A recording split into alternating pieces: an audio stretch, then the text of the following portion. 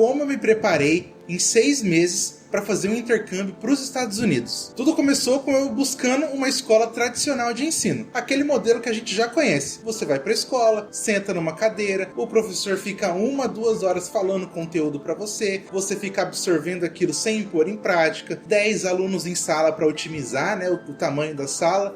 E a gente falando pouco. No meu caso, tinha sim aquele aluno que se destacava. Eu tinha muita vergonha, eu sou uma pessoa muito tímida, então eu não competia com um aluno que falava mais.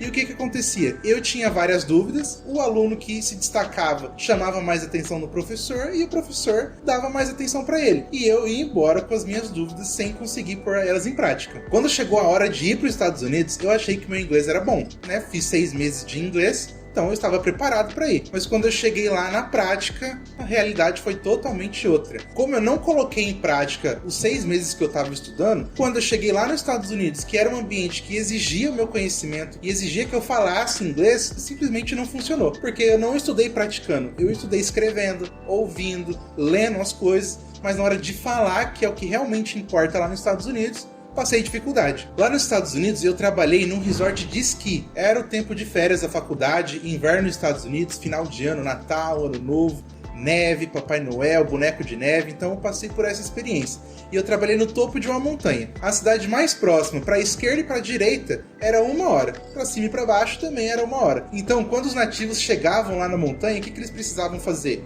Comprar os mantimentos para passar o final de semana, para passar 3, 4, 5 dias. E eu era a pessoa que recepcionava eles. Como eu não tinha o inglês afiado na prática, o que aconteceu? Os nativos falavam comigo e eu não entendia. Eu só respondia, what, que, ficava nessa. E eles simplesmente desistiam de falar comigo. Esse brasileiro não tá me entendendo, vou falar com uma pessoa que me entende. E eu ficava para trás, enquanto outros entendiam o que o americano nativo tava falando, eu ficava lá de suporte. E eu vendo isso acontecer, eu simplesmente não gostei. Eu não queria ser o coadjuvante do meu intercâmbio, eu queria ser o personagem principal. Mas como que eu mudei esse cenário? Me envolvendo mais com a língua nativa, no caso o inglês. Então eu saía mais com os americanos, tentava falar mais. Eu sou uma pessoa muito questionadora, então eu começava a perguntar as coisas para minha gerente, né, a Bárbara, que hoje até hoje eu lembro o nome dela. Então eu perguntava o que era aquela coisa, perguntava a cor, ela me falava a cor, ela saía comigo para andar na montanha para me explicar as coisas. Então foi eu me mostrar interessado em aprender sobre a língua. Eu fui para West Virginia.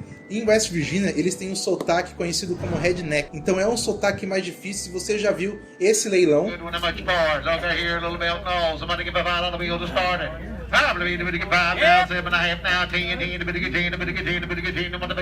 Eu estava inserido nesse ambiente, com esse sotaque. Então imagina uma pessoa que estudou durante 6 meses ir para um ambiente com esse sotaque. Então eu me envolvendo mais com as pessoas, perguntando mais, saindo mais, consumindo mais conteúdo, eu conseguia entender melhor como tudo funcionava. E algumas coisas pequenas que também funcionam. Por exemplo, uma dica simples que funciona muito bem: trocar o idioma do seu celular. Você já imaginou fazer isso? Colocar o seu celular em inglês para você começar a ler as coisas em inglês e entender, começar a assemelhar as coisas? Pois é, uma dica tão pequena, mas que tem um efeito muito grande. Por isso, hoje na Lemon, o nosso método foi construído com base nessa experiência que eu tive e com o Felipe, que você já deve ter conhecido nos vídeos anteriores. Um método voltado totalmente para a prática, para te envolver num ambiente, para você começar a pensar em inglês e não traduzir do português para o inglês e aí sim falar. Imagina, você ter que traduzir uma coisa, depois você ter que falar ela, nisso já passou um tempo, o nativo já fez outra pergunta, você vai ter que traduzir de novo